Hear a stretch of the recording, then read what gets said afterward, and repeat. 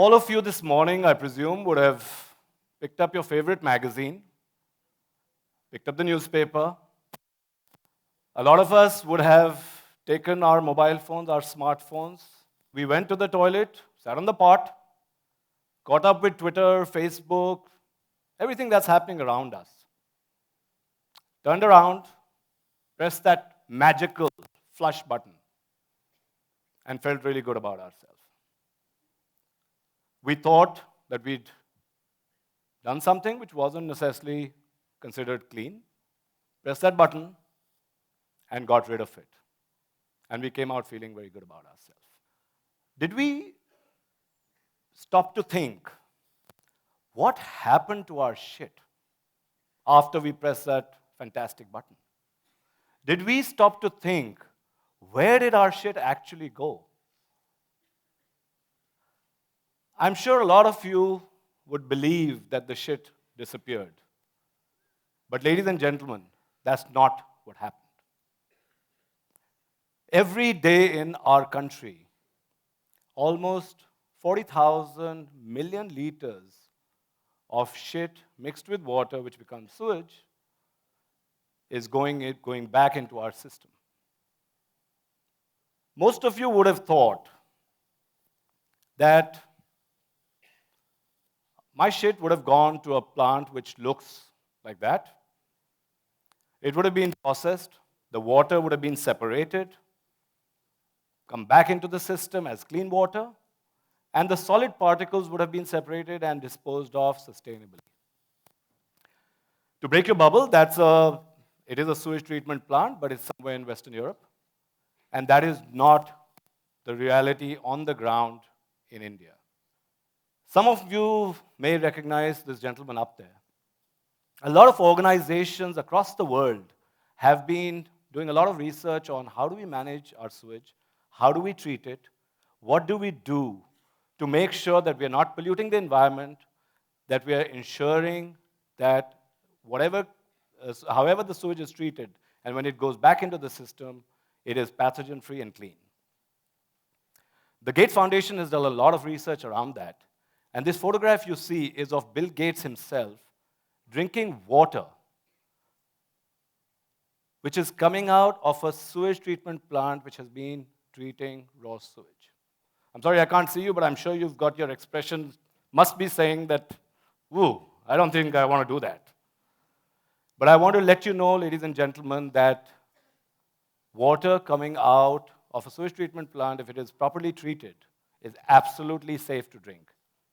And on a lighter note, I actually talked to Bill this morning, and he's absolutely fine, and he's alive, kicking, going about his job, so the water was safe for him. What happens in India? In India, we take our waste, our sewage, we turn the first corner, find the first water body, and just dump our sewage in there, raw sewage. Like I told you earlier, 40,000 million liters of raw sewage is going into our water bodies. Why the water bodies? Because if you take sewage and dump it into a water body, it becomes invisible. It gets mixed with the water, nobody can see it, and it's lost. But actually, we are polluting our water bodies and drowning in our own shit. To give you an idea of the magnitude of this problem, imagine an Olympic-sized swimming pool. Imagine an Olympic-sized swimming pool full of shit mixed with water, so full of sewage. Now multiply that by 16,000 such Olympic-sized swimming pools full of sewage and dump them into our water body. That's what's happening in India on a daily basis. I want to introduce you to Nankeshwar Kumar Paswan. Nankeshwar lives not very far from here in Safeda Basti in East Delhi, just across the river.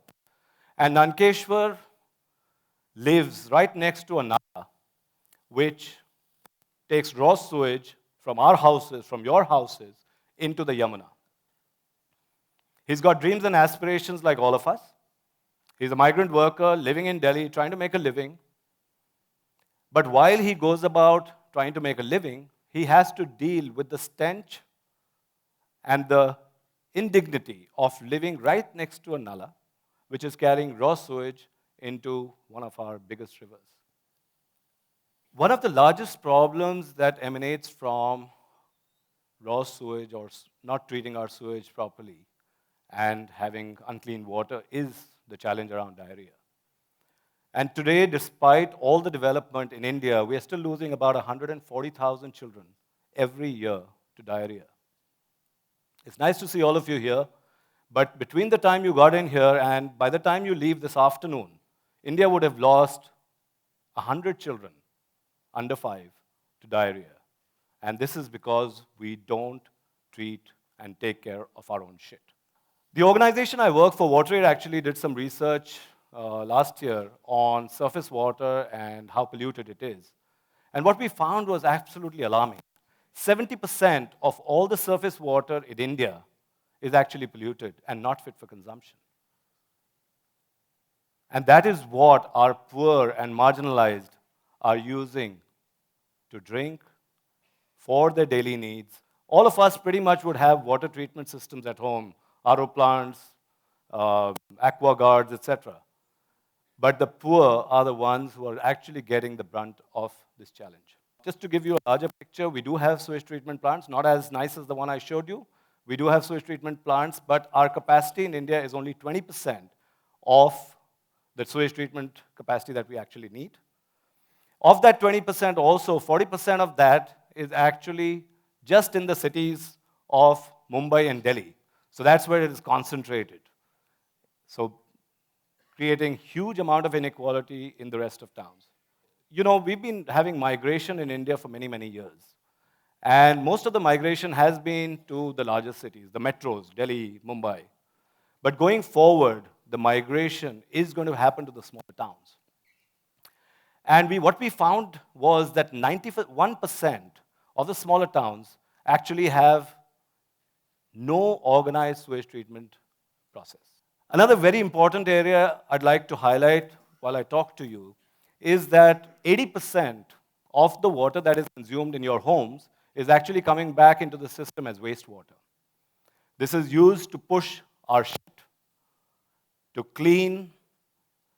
It's basically you're taking clean water, mixing it with waste, pushing it back into the system as wastewater. 80% of all the water that comes into your household.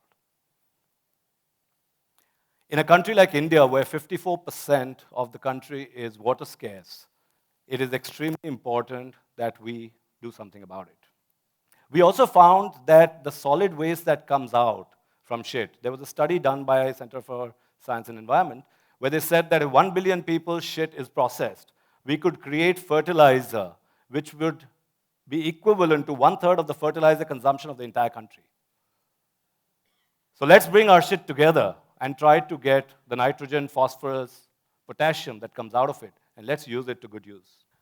I think I want to request all of you that it's time for you to make a choice.